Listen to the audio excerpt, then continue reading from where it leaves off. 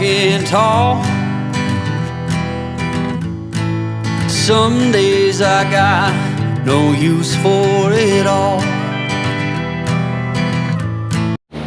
Hello everyone and welcome back to the channel. तो जी स्वागत है आपका एक नई वीडियो के साथ। तो आज दिन जो है ना वो बुधवार का है, सुबह का टाइम है ये, और मैं यहाँ पे टिफ़िन की तैयारी कर रही थी इनके।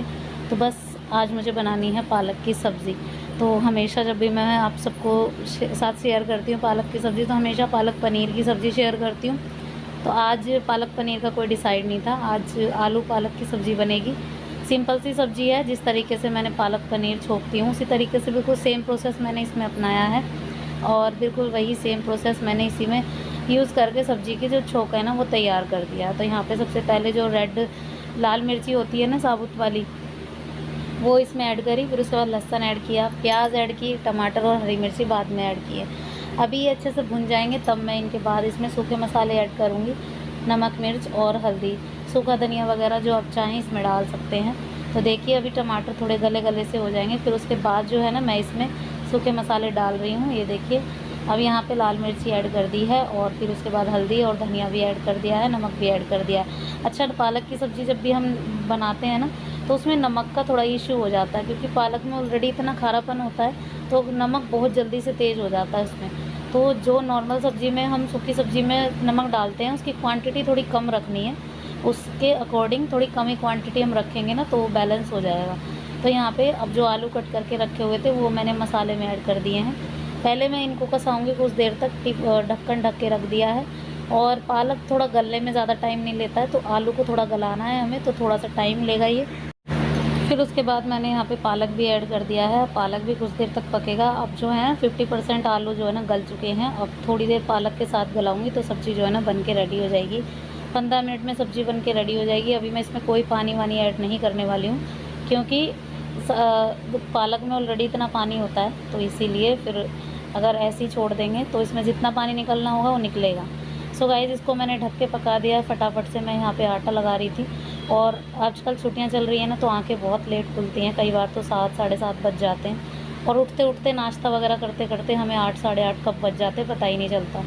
अब ये है कि इनको जाना, इनका जो टाइम है वो तो फिक्स ही है। हमारी छुट्टियाँ जो है ना हो रही हैं तो इनका तो जाना है ही, तो इनके हिसाब से इनके टाइमिंग के अकॉर्डिंग हमें वही काम करना पड़ता है। तो बस वही है, 9:30 तक वैसे भी काम हो ही जाता है। अगर हम कितनी भी आराम से करेंगे, कितनी भी जल्दबाजी में करेंगे तो भी इजीली काम हो ही जाता है। तो ये है कि फटाफट से हमारा काम यहाँ पे ख़त्म हो जाता है। फिर उसके बाद बच्चे अपने नहाते धोते, और आजकल बच्चे फिर से ट्यूशन जाने लग गए हैं।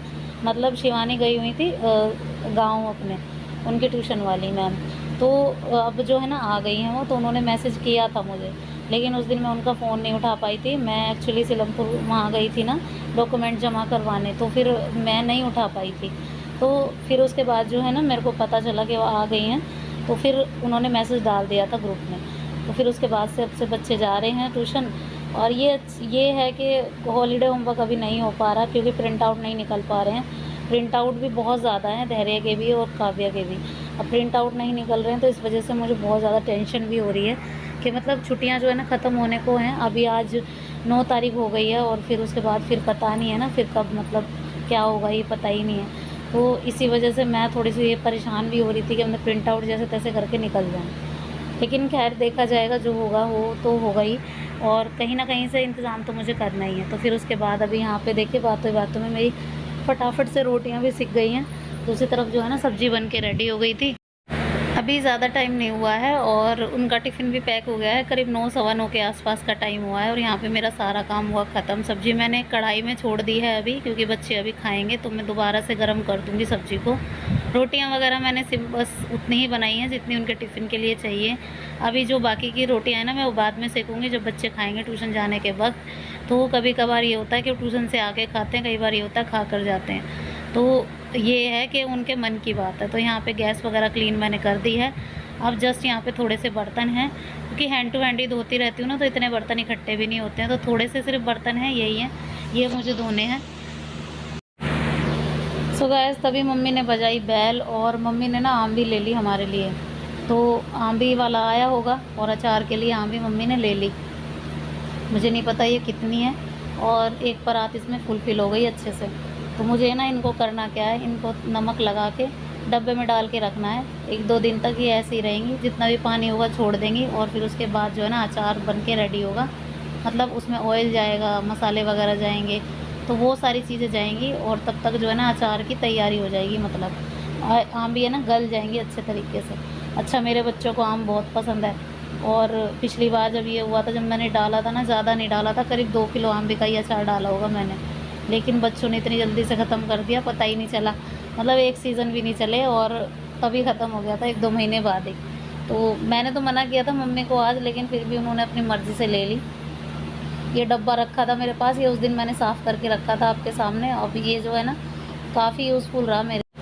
तो ज़्यादा तेज़ नमक नहीं करना है मुझे, इसलिए मैं थोड़ा थोड़ा सा नमक डाले जा रही थी। हल्का सा मैंने इनके ऊपर डाला है और फिर उसके बाद जो है ना इस तरीके से डाल रही थी। और हर मतलब 1-2 दिन में इसको करना क्या है, डब्बे को ऐसे हिलाना है, मतलब इनको अच्छे से उछालना है, मतलब डब्बे बंद में ही। तो ये होगा कि नमक इनमें अलग अलग एक एक आंबी में पहुँच जाएगा। तो ये ढक के मैंने रख दी थी अब साइड में। तो इस तरीके से इसको करना है। तो गाइज़ वो तो हो गया काम। अब यहाँ पे ये साड़ी मैंने आपको बहुत बार दिखाई है वीडियो में, लेकिन इसका कभी मुहूर्त नहीं आ पाया, पता नहीं क्यों। और आज इसका मुहूर्त आया, आज मैं इसकी कटिंग कर रही हूँ। मैं इसका फ़्रॉक सूट बनाऊँगी आज। तो पता है क्या, मेरा मन है कि मैं इसका फ़्रॉक सूट बनाऊँ।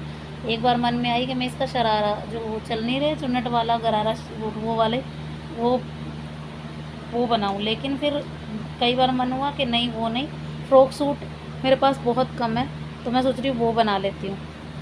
तो यहाँ पे ना मैंने इसकी कटिंग करी है। पहले तो कमर का जो मेज़र है वो किया है, उसके हिसाब से लेंथ की गोलाई में मैंने कटिंग की है इस तरीके से।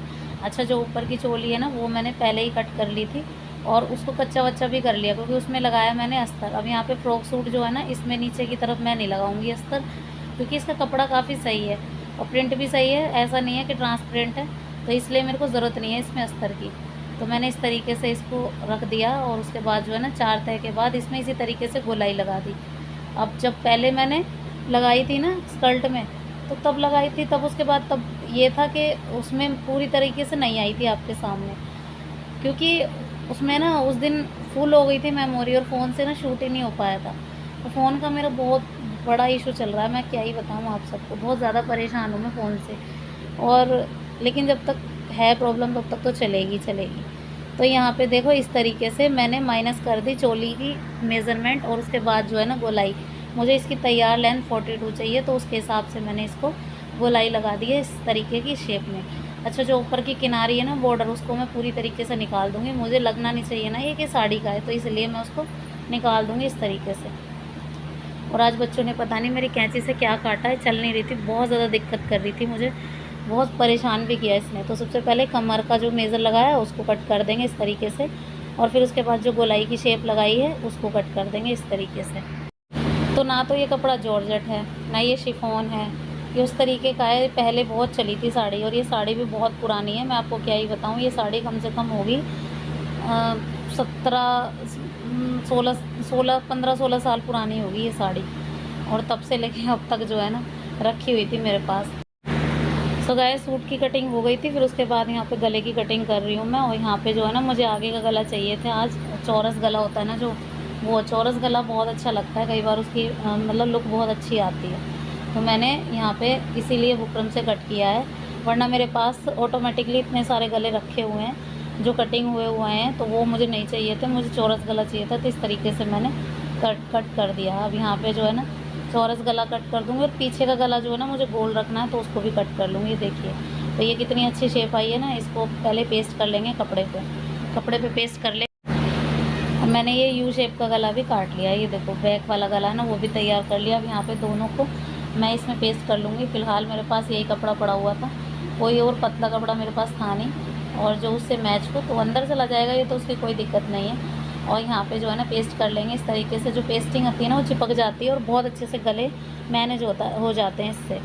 तो चलिए गाइस, दोनों गले मैंने पेस्ट कर लिया। अब यहाँ पे जो है ना लगा भी लिए मैंने, गले दोनों तैयार कर लिए हैं। और गले लगाने का तरीका मैंने अलग से वीडियो में पहले दिखाया भी है आप सबको। अब यहाँ पे जो है ना स्लीव्स तैयार कर रही हूँ मैं। स्लीव्स मैंने छोटी बनाई है, बड़ी स्लीव्स मुझे नहीं चाहिए थी और छोटी स्लीव्स ही चाहिए थी, इसलिए मैंने अब यहाँ पे बॉर्डर का कपड़ा मैं अंदर फोल्ड कर रही हूँ ताकि बॉर्डर बिल्कुल भी दिखाई।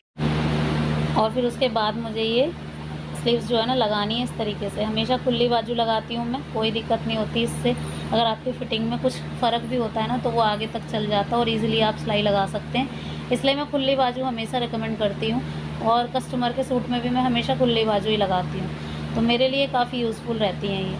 तो यहाँ पे इस तरीके से मैं बाजू जोड़ती हूँ और जब बाजू वगैरह जोड़ने के बाद मैंने घेरा जोड़ा फिर इसका।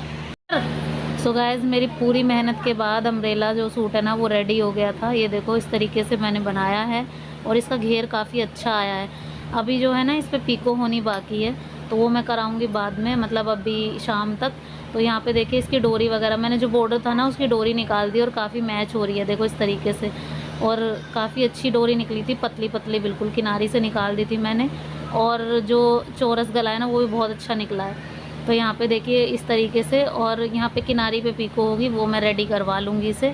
शाम तक जो है ना भेज दूँगी। मैंने पूछा था तो अभी मना कर रहे थे कि अभी नहीं हो पाएगी, तो इसलिए शाम को भेजूँगी। सो गाइज़, ये था मेरा आज का वीडियो। कैसा लगा आपको, पसंद आया हो किसी भी वजह से तो लाइक किए बिना तो मत जाना। चैनल पर नए हैं तो प्लीज़ चैनल को भी सब्सक्राइब जरूर कर देना। मिलती हूँ नेक्स्ट वीडियो में। Till then bye bye and take care.